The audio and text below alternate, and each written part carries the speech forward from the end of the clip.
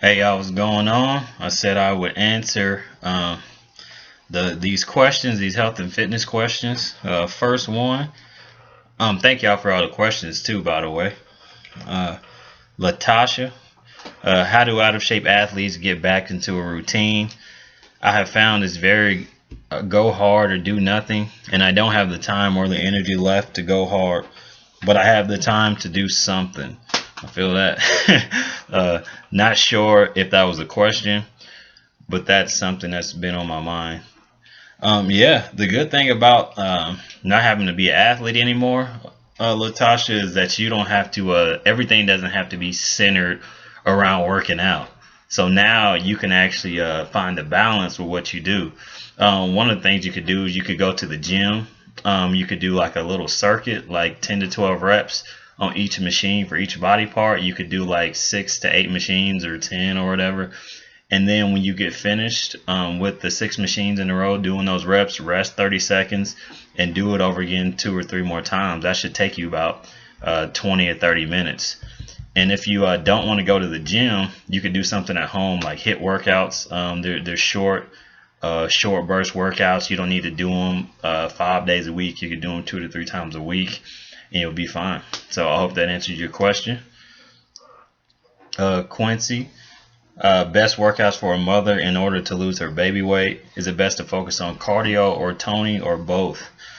Man, uh, yeah, cardio is still. I see it's still kind of seen as the end all be all when it comes to weight loss, and when it's really not. Toning, um, that look you see is when the layers of fat are removed. Oh gosh. Oh my goodness. Okay. When the layers of fat are removed from your body, exposing the muscle.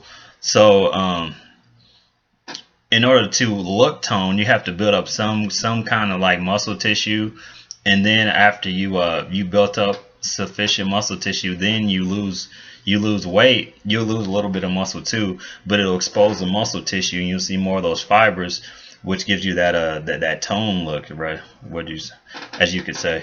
As far as cardio, I would do if you're a sprinter and you like to run, do sprints. Do interval sprints. Like those are sprints where you run for 20 seconds, or you sprint for 10 seconds and then you rest for 50 seconds, and you just repeat that, and you could do it like 8 to 10 times, and you'll be good. If you want to do long distance, just do like 20 to 30 minutes a day. That would be good. But realize that the cardio is not the end all be all, and really it's going to be the nutrition that's going to help you lose the weight in the belly. So, and when you lose weight, you don't just lose it in one spot. So you're going to lose it everywhere. But it's a slow process. If you just stay consistent with it and just rinse and repeat, you'll get to where you want to be. Sister Engel, how to get motivated. Janet Engel, how to get motivated. I'm having a hard time getting motivated and going back to the gym since my back surgery. I hope you're doing well. I hope you're recovering well. Um, you have to ask yourself why. You have to really find a why. Why you're doing it, why you're working out. That why is going to push you when you don't want to work out. So you have to make sure that what your why, you want to be a better mother or a better sister or anything, something like that, because that why is going to push you, like I said before, when you don't want to do it. So you have to have a really strong why as to why you want to work out and get better. That's going to push you. Courtney Green, uh, is it best to eat veggies and fruit and some protein for a diet? How much fruit and veggies a day? And shoot, Courtney, I'm gonna go ahead. I know you asked you to clear that up, so let me see. Oh, there we go. Okay. Uh, yeah, for a month you're working out and doing 1 mile every day with weights and eating oatmeal for breakfast, veggies, fruit, and toast with peanut butter and honey for lunch and dinner. And I would just eat a small portion of whatever we would have for dinner or drink a protein shake. And I felt as if I was becoming bloated or gaining more weight. figured I was eating too many veggies or fruit, or not eating slash dieting the right way.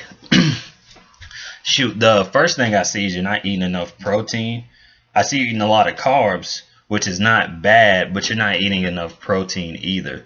The bloated part, I'm not a doctor, so it could be you may have a intolerance to something, because when you eat the same things over and over, you can actually develop, and then you can actually develop an intolerance. Maybe on there, mind scratch that.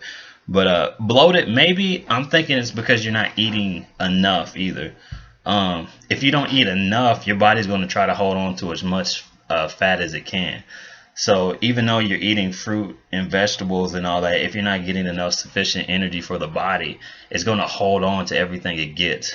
As far as vegetables and fruit, how much? Vegetables are very taxing on the digestive system, which means if you eat a ton of them, you can actually kind of stop yourself up a little bit if you eat too much. Same thing with fruit. If you eat too much of a good thing, it's bad. How much a day? Veggies, 2 to 3 servings, 2 to 3 cups. Fruits, same thing, 2 to 3 servings, 2 or 3 apples a day. 2 to 3 cups of fruit, and I think it'll be fine. Yeah, too much of a good thing is bad. And okay, I got one more. Patrick Donnelly. How many days should a power lifter work out? And what good healthy food to eat as a power lifter? How many days? I power lifted for about 4 to 5 years. I did one competition and I got killed. As far as powerlifters, it really varies, man. But I would say three to 4 times a week for powerlifting. It's been, you should check out too. Check out DUPs, diluted daily undiluted periodization. So with traditional powerlifting, you do like 8 reps the whole week, 6 reps another week, and then you got you do 4 reps, and then you do sets, and then you do sets of 1, for another week. They did a study on that, and I can send you the study. Basically, it showed that doing DUP, which you do the 3 lifts, but you do them in different rep ranges during the week. So you do squat for 8 reps Monday, squat for 6 reps on Wednesday, and then on Friday you do squat for like 4 reps. But you can adjust it so your higher rep ranges for powerlifting, you would go 5-3-1. So 5 reps Monday, 3 reps Wednesday, 1 rep on Friday. And the study, I'll put it in the link below. It showed that the daily undiluted was actually superior to the traditional powerlifting program. So if you can check that out, you'll get a good idea of how many days it would be to work out. But I would say 3 to 4. I'm not a powerlifting expert, but that would be my suggestion. Healthy food to eat. When you're powerlifting, you want excess carbs. You want excess energy.